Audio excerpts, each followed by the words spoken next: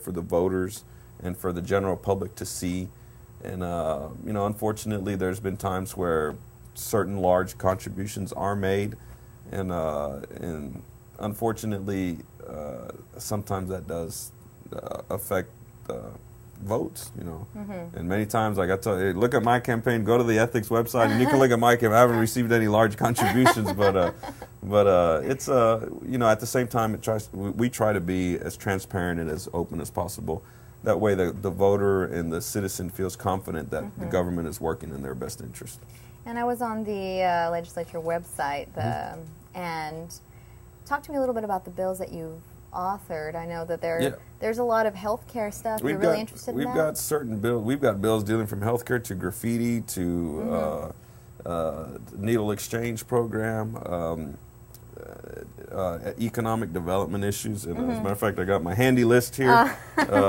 But we've got many things, dealing with economic development tools that the city can have. That's one of my bills that deals with the enterprise zone projects, which, not to get too into it, it is a program that allows industry to come in and not pay certain state sales tax. So in other words, it's an incentive for them to locate to Corpus. We're expanding those projects. I have a bill filed with that.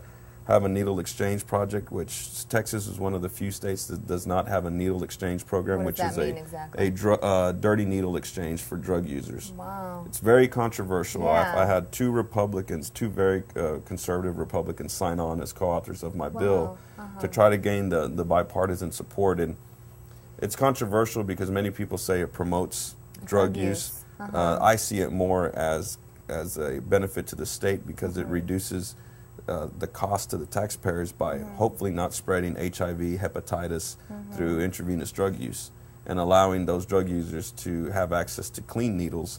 And it's basically a defense to prosecution to where you can administer these programs. There's no cost to the state because everything is donated. Unfortunately, some people see it as a horrible program. I see it as a program that is for the greater public health. Our own sheriff, Jim Kalin, who's a Republican, is a huge supporter of it. Several of the local law enforcement individuals who are Republicans support this issue because it also protects the law enforcement officers when you pat somebody down, where hopefully you don't want to get stuck with a dirty needle. Or hopefully you could reduce the spread of disease, and also hopefully maybe you can go to some of the parks here and find dirty needles on the playgrounds where some of these kids are. Hopefully you can eliminate some of that. Granted, it's not going to fix the problem. Granted, it's not a program that's designed to stop drug use. It is more of a program to eliminate the spread of disease. And so that's one of the more controversial issues I'm working on. We've got the sporting special events fund, which will allow cities like Corpus to tap in to a fund that will allow cities to get certain monies from the state to bring big projects like a PGA golf tournament. Many times here we're trying to set up those boat races on the bay. Right now, the way the fund is set up, Corpus does not qualify for those funds. So I filed a bill to change the statute. That's a big bill. We've got a lot of folks in Corpus working on that. It's a great piece of legislation. And hopefully it should get passed. I mean, that sounds like something fun, but there are some that I was looking at that I was like, ¿por qué es tan importante esto? And I want to give you the chance Which one? We got a whole laundry list here. Oh my goodness. No, I don't know if it was an older one or not, but like things like honoring birthdays or Eva Longoria's birthday. I was looking at it and I was like, wait a minute. Last session that we filed a resolution honoring Eva Longoria for her birthday in the hopes that she would come visit us in Austin. We invited her to come down. Unfortunately, she was busy. This session we did a resolution honoring Selena Quintanilla's birthday. We had several honoring. As a matter of fact, in the next couple of weeks, Judge Carl Lewis, who was one of our county court at law judges, very well known. We're doing a resolution honoring his life, and we've invited his family and his band members to come to Austin and be honored on the House floor. So many of those are more of a gesture of goodwill to individuals who've contributed to the community. And those are called House resolutions. Are they something quick, or is there a lot of time spent on these? No, it depends. Some of them are, the research that goes into them can be timely. Some of them are more elaborate, where we'll have different people come and be recognized on the floor. Many times they'll be given the chance to address the body.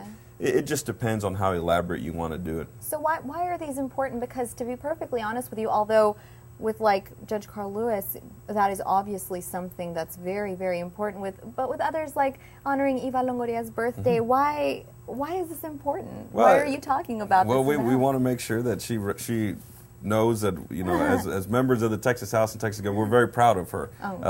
Something like that would be, you know, obviously not a huge elaborate deal, but we've had individuals such as, my goodness, I'm drawing a blank, the quarterback for UT, Vince Young. Right. Vince Young was recognized on the House floor last session as well. Some folks from Austin passed a resolution. So a lot of these are done more on just for a congratulatory purpose, not necessarily a major legislative importance. It's more of a congratulatory thing, and you know, we'll probably be doing others, and everybody does them.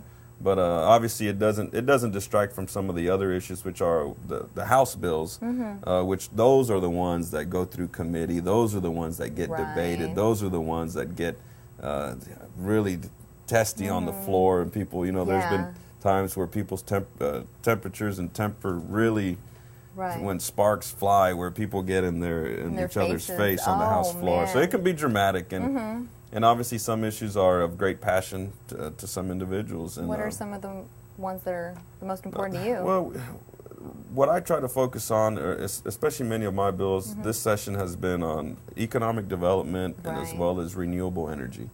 We've got several bills that are filed. One of them has to do with putting renewable energy appliances or devices on your home, such as solar panels, maybe a mini wind turbine, and having that not be put on the valuation of your home. So in other words, you're exempt for putting those devices as an incentive to get people to put solar panels and reduce the state's demand of energy.